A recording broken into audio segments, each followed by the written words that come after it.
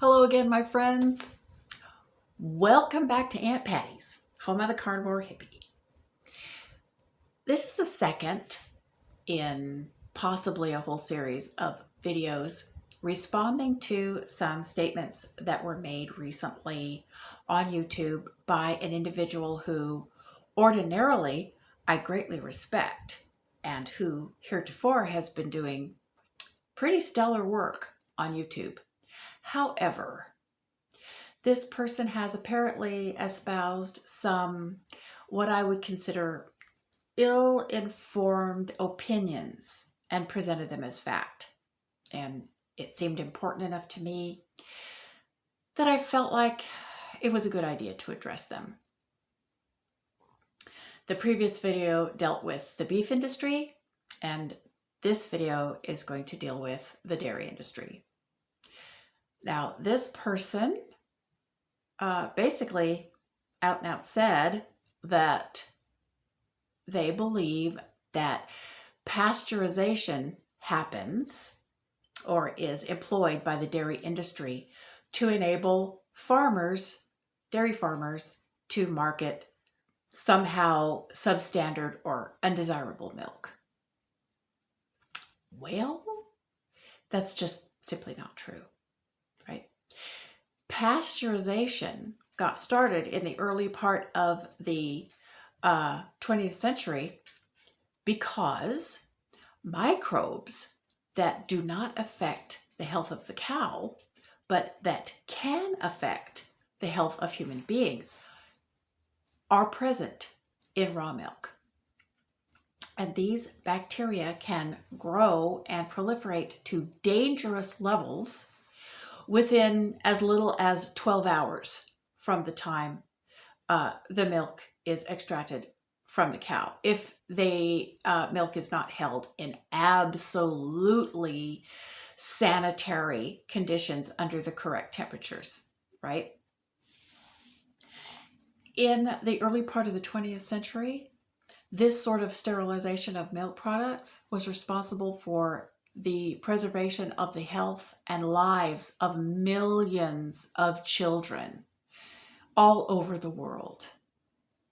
That's why it got started. It was never about preserving somehow substandard milk and keeping it saleable, right? It was about naturally occurring microbes in milk that can grow to dangerous levels unless they are controlled.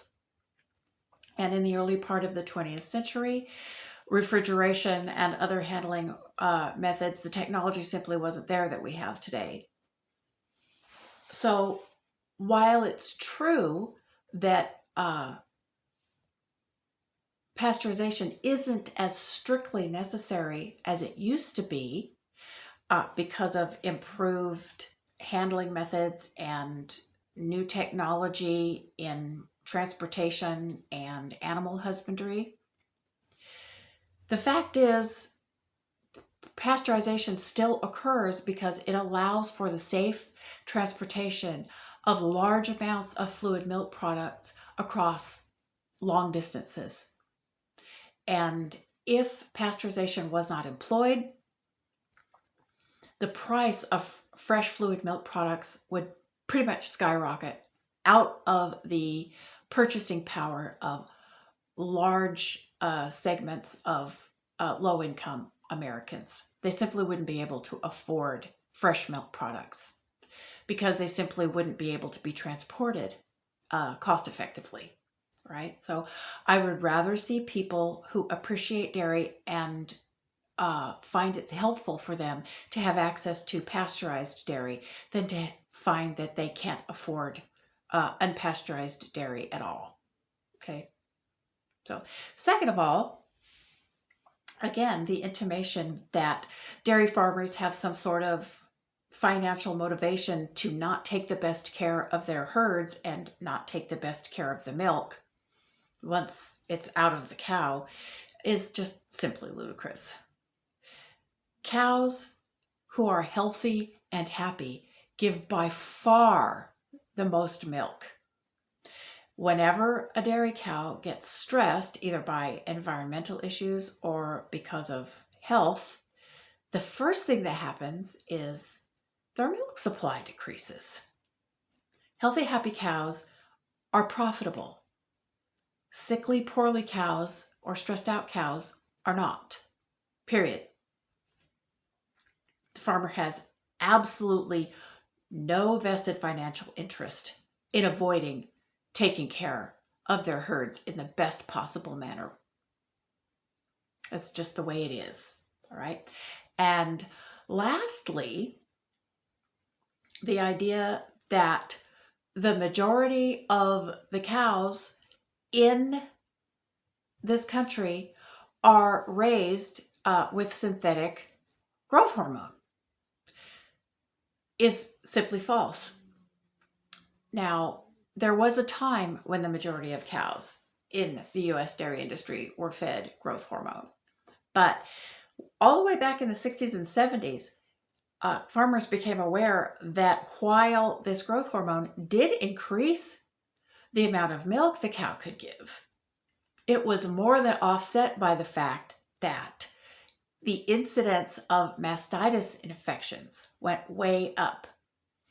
Now, mastitis is inflammation of the cow's udder, and it almost always requires veterinary intervention in the form of drugs. A cow that is undergoing drug intervention to cure mastitis must be sequestered from the other cows during milking, and the milk must be dumped. It cannot be marketed. All right. So every cow that has mastitis, the milk is wasted for the period of time that the medications are detectable in the milk. Right. So not only during the course of treatment, but for some period of time after the course of treatment, the milk's got to be dumped. So there's simply no financial reason for farmers to adopt growth hormone. In fact, it's exactly the opposite, right? It's more expensive, makes the milk more expensive to add growth hormone. All right. So the practice has pretty much been stopped in the US. Now, one might say, so why do the milk labels trumpet no RBST, which is the shorthand name for the synthetic cow growth hormone? No RBST. Because, frankly, the people who are marketing the milk know that most Americans still believe that these hormones are in common usage when they're not. So they have an obvious marketing incentive to imply that other purveyors are marketing milk with the hormone and they are not, when it's not true. They want you to believe that their milk is RBST free, but other people's milk isn't. And it's simply not the case. So, sorry, my friend, but these assertions about the dairy industry simply are untrue. And as I said before, I think we should be encouraging Americans to use much more cattle-originated foodstuffs than they are now. We need cattle. Cattle are good for the environment. Dairy cattle and beef cattle. And we should be encouraging people to consume these products. Milk, of course, qualitatively, if you don't tolerate milk products, of course, I'm not recommending that you use them. But if you do tolerate them and you find them healthful, go ahead and drink your pasteurized milk. If you can get raw milk and you can afford it, God bless you. Go for it. But I'd rather see healthy, happy children drinking pasteurized milk than not drinking any milk at all. Okay? Thank you once again for listening. And drink your milk, eat your beef, have a happy, healthy life. And until next time, peace, love, and meat. Bye.